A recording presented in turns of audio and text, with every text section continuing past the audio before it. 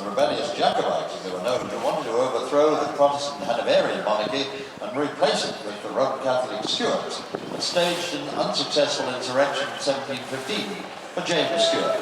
30 years later, in 1745, the Highland clans rose again under James Stuart's son, Prince Charles Edward Stuart, Bonnie Prince Charlie, and swept south while most of the British army was fighting on the continent.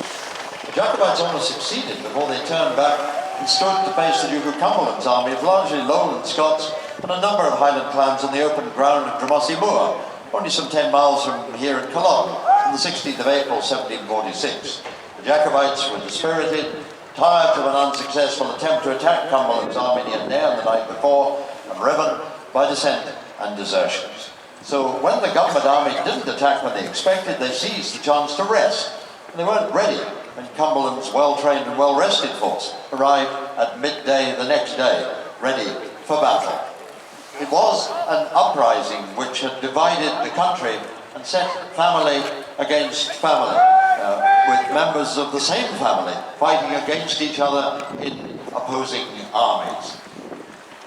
When the Jacobites became aware of the fact that the government troops had reached the battlefield, they were roused from their slumbers, still a little befuddled, but catching their breaths and forming up to face the government troops, which were drawn up on Drumossie Moor. The Jacobites had to decide how to tackle these government forces, and it was the Jacobites who opened fire first.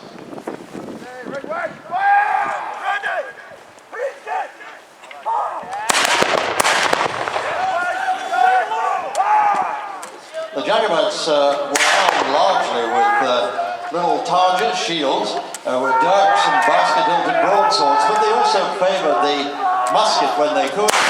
See in their ranks a Lafaber axe or two, and these were agricultural implements pressed into service on the battlefield, but Highlanders preferred to throw away the Lafaber axe and seize a musket if they found one that had been left lying by a wounded or dead enemy.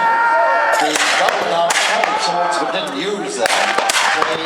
Their musket drills were very swift. They could fire 3 rounds a minute from their Brown Bess muskets. They had also been taught bayonet drills to try to counter the fearsome Highland charge which had been so effective in previous battles.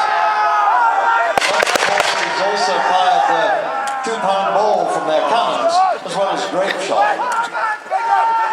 At last, the Jacobites, weary of their numbers being killed by the fire from the government army, decided that they had to take the initiative and charge the government forces. A charge which, in every previous battle, had proved decisive and was reputed to be a fearsome sight to have to resist. But the government forces had been schooled in bayonet drills on the way north, and these bayonet drills were to be decisive, tackling a Highland charge, which virtually for the first time was ineffective in battle.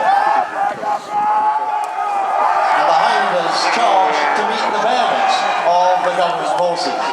Drumossie Moor, unfortunately, is quite boggy in the centre, and the Highlanders bunched up and were only able to attack one part of the government line, which left the rest of the government line free to swing round, ready to tackle the Jacobites in the flank as they withdrew.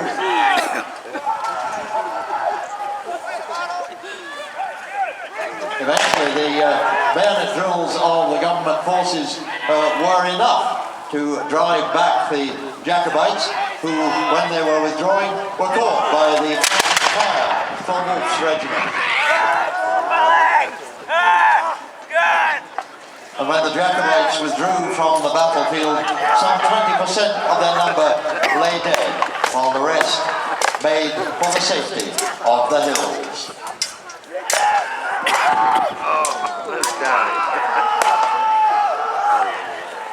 It was a decisive battle which ended the hopes of the Jacobites in restoring a Stuart monarchy to the throne of Great Britain.